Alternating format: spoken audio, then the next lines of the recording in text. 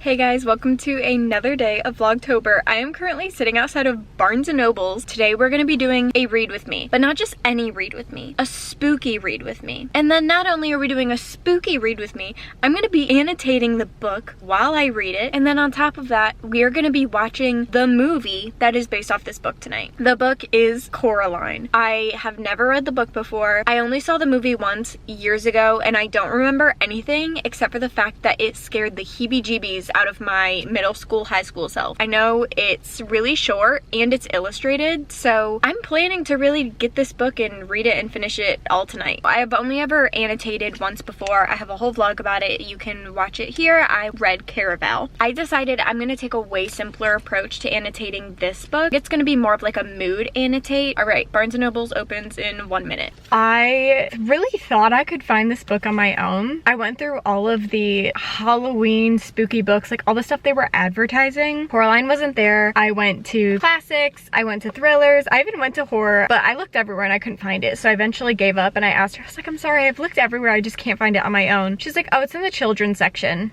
Did not occur to me that a children's book would be in the children's section. So there's that. Now we're gonna go to that coffee shop and I'm gonna start it. Something that's wild though is not only is it this skinny, but there's not that many words per page and there's a good bit of illustrations. I'm probably gonna fly through this book. So we're gonna go to a coffee shop. I brought headphones and I found a playlist. I'll put it right here. And I'm gonna put my headphones in and listen to it while I read this to kind of like amp up the spooky vibes. We are getting into this book. I'm gonna get a really warm, like seasonal drink. I'm always like a cinnamon person. I always go for like the cinnamon roll or the cinnamon spice drinks, but we'll see what they have.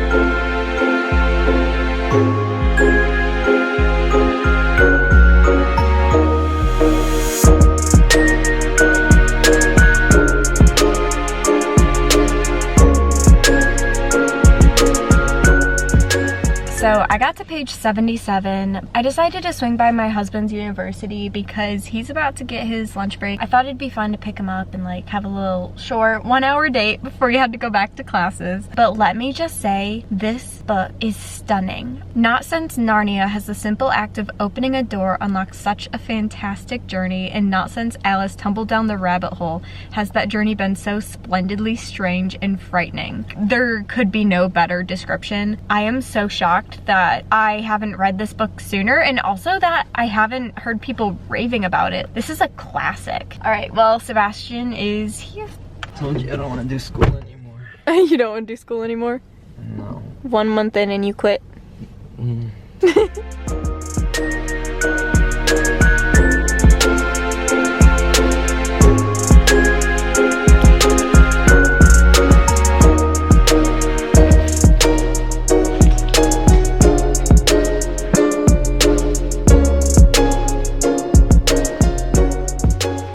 I just finished Coraline, 5 stars. I totally loved it. And also, I just realized this is my 50th book of the year, which means I just hit my end of year book goal. I couldn't be more happy about that. If you haven't read this book, you need to read it. Everything was a total shock for me, except for the button eyes. Like, that's the only thing I really knew about it. If you have seen the movie, obviously still read it. But now the plan is I'm just gonna get all cozied up and maybe bake something. Then we're gonna watch this movie. First of all, I just have to say, the book was better than the movie. I really mean it because there are a lot of differences. For example, the neighbor in the movie doesn't actually exist in the books. I feel like the cat in the book was just this really wise, almost mentor to Coraline in the books, whereas in the movies, it was like a cranky old man who kind of got dragged into everything. Considering the cat was one of my favorite parts of the book, that was kind of a bummer for me. Also, Coraline is completely different in the books and the movies. In the books, it felt like she was wise wise for her own age, and in the movie she was just going with her emotions with everything. So that was a little bit of a letdown, but I still did love Coraline in the movies. It just was not at all what I expected. I felt like the book was constantly comparing the other mother to a spider, and I was really sad when the book didn't really allude to that towards the end, but I was so unbelievably excited when the movie portrayed the other mother as a spider. So yeah, those are my takeaways from reading the book and movie today. I hope you enjoyed this vlog. See you tomorrow for another day of Vlogtober.